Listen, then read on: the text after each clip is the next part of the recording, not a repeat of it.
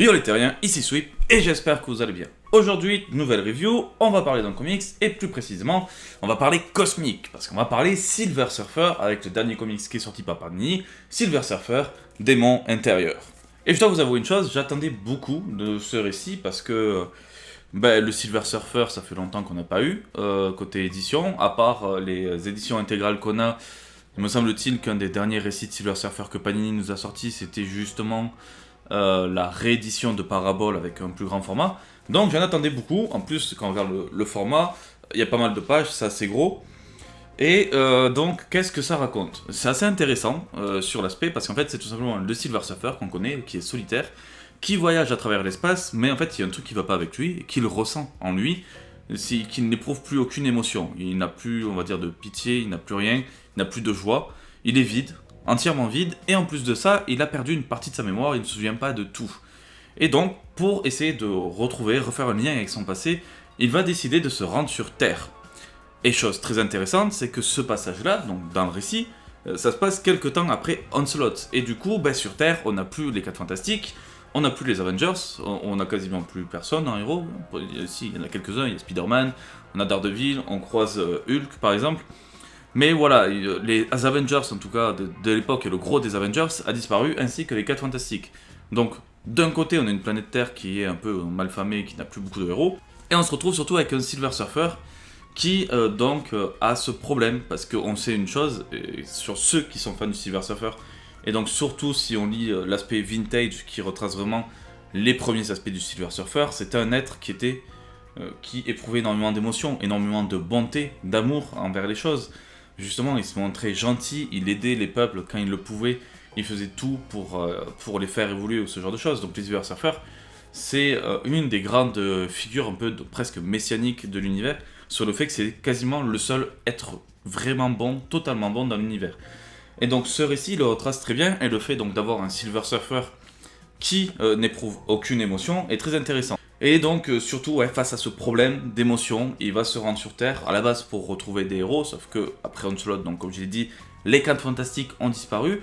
Par contre, il va aller voir en premier une personne qui a un énorme impact sur lui, et qui est donc tout simplement Alicia Masters, qui était donc la copine de la chose, et donc c'est elle qui, d'un côté, a eu énormément d'impact, notamment sur la période de Galactus, pour lui faire découvrir un peu la Terre, ce qu'étaient les humains, et avec donc la réflexion de se dire que les tuer c'est mal, même si ok ils sont insignifiants par rapport à Galactus et tout, les tuer c'est une mauvaise chose. Et c'est une personne qui était très importante à cette période sur le Silver Surfer, et donc elle va essayer de comprendre, parce que même elle, si elle est aveugle, elle voit directement que le Silver Surfer n'est plus comme il l'était lorsqu'elle l'a connu, ou en tout cas plus quand il est parti de la Terre, parce qu'il était enfermé par Galactus après les événements donc des origines, donc avec la première apparition de Galactus, et elle va chercher à l'aider, et même on va voir le Silver Surfer qui va errer sur Terre pour aller voir d'anciens amis qu'il a connus, comme par exemple Doctor Strange ou Hulk, vu qu'il était justement dans les Defenders avec eux.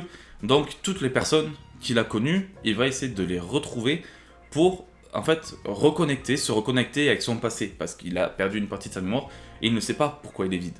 Et donc on a tout cet aspect, cette réflexion, la psyché du Silver Surfer, qui est bien analysée, qui est très intéressante, qui respecte énormément le personnage, mais il y a un hic dans tout ça, c'est l'intrigue qu'il y a. Déjà, on a une intrigue, on nous présente une menace sur la fin du comics, sauf qu'en fait, la fin du comics, c'est pas la fin du run en soi, et donc j'espère d'un côté que Panini va nous publier ça, parce qu'ils sont assez étranges, ils ont l'air quand même assez puissants, donc ça m'a... Non, je ne ferai pas de vidéo cosmique sur cette menace, ou peut-être un jour, je sais pas, mais c'est pas la question du jour. Je sais que vous avez envie d'un truc cosmique que je vous explique et tout. On verra peut-être plus tard, mais c'est pas la vidéo du jour. Mais je le sais. Mais donc voilà, on a cette menace qui apparaît, donc on n'en sait pas plus. Mais le grand X surtout, c'est que... et là, je suis désolé, mais je vais spoiler. Je vais carrément spoiler, donc... je vous ai déjà donné un grand avis, vous pouvez presque quitter la vidéo si vous voulez. Sinon, on se retrouve plus tard. Je vais vous mettre le timer, donc à la fin du spoil, pour pas que vous soyez niqués. Mais ce spoil en soi, c'est qu'on a le Silver Surfer qui est vide, qui est sans émotion. Il va donc retourner dans le passé pour comprendre pourquoi. Il va donc revenir à une époque où il va retrouver un Galactus spécifique avec un Silver Surfer qui est complètement KO à ce moment-là. Et en fait, c'est que ce Silver Surfer va découvrir Zenla détruite, et donc Galactus, pour essayer de l'aider, de le sauver, va lui effacer cette partie de la mémoire, et va aussi créer en fait une illusion de Zenla pour faire croire que c'est toujours en vie, dans le but en fait de pas choquer le Silver Surfer. Et de ce qu'on comprend, l'origine de ce trouble sur le Silver Surfer du présent au début du récit, c'est justement cet aspect que Zenla a été détruit, quand lui il le sait mais qu'il l'a oublié, et voilà. Sauf que le problème c'est que Alicia Masters elle dit bien là comment elle retrouve le Silver Surfer comme il l'était au tout début des événements de Galactus, donc de la première apparition de Galactus quand il voulait détruire la Terre. Le problème c'est que dans ce récit, lorsqu'il retourne dans le passé, il retourne plus loin techniquement que l'époque dans laquelle Galactus est venu sur Terre. Donc ça veut dire qu'à la base, il peut pas avoir ce sentiment d'avoir oublié quelque chose et de plus avoir d'émotions, vu que le moment où il a vraiment éprouvé des émotions, c'était lorsque Galactus a voulu détruire la Terre, et que là, donc avec Alicia et les autres héros, il s'est retourné contre Galactus.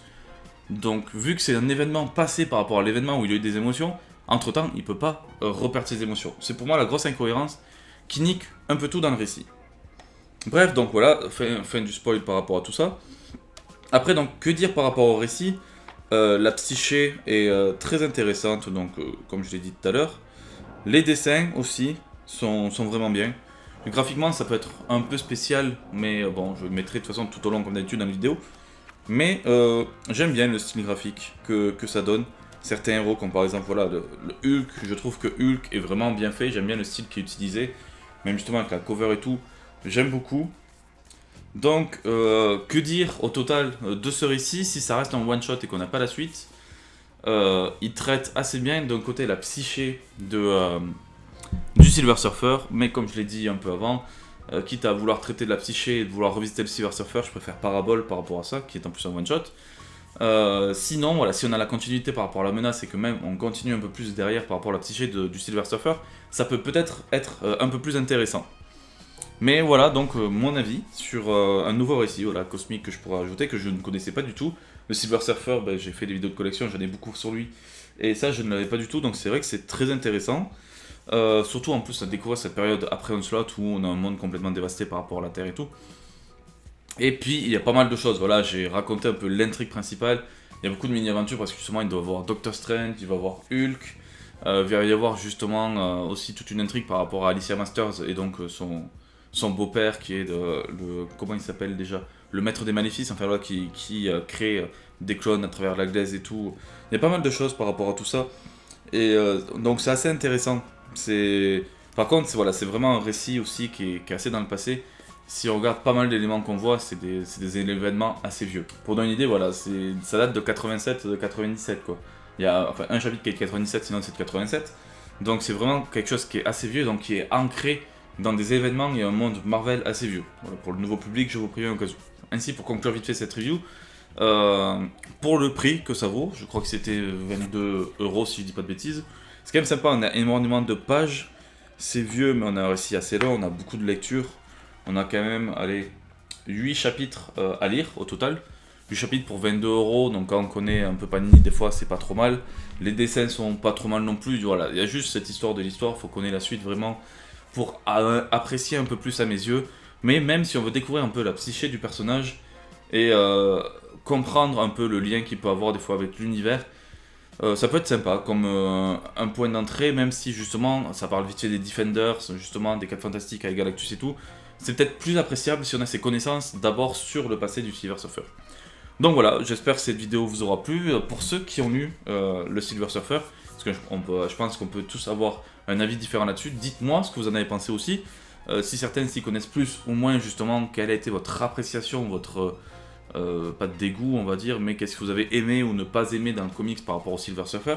Ça m'intéresse beaucoup. Pour les autres, voilà, j'espère que ça vous a tenté ou non, parce que si je dois vous dire de l'acheter ou pas, je suis assez mitigé. C'est bête à dire en faire une vidéo dessus, mais pour moi il est quand même très intéressant. Mais j'ai surtout envie qu'on ait la suite pour avoir au moins une sorte de run complet dans tout ça. En fait c'est le gros défaut que je trouve, c'est que pour le moment on ne sait pas, même Panini j'ai demandé, ils m'ont pas répondu, donc je ne sais pas si on va voir la suite. Mais sinon, même par rapport à l'aspect du monde et tout, il y a beaucoup de choses qui sont assez intéressantes.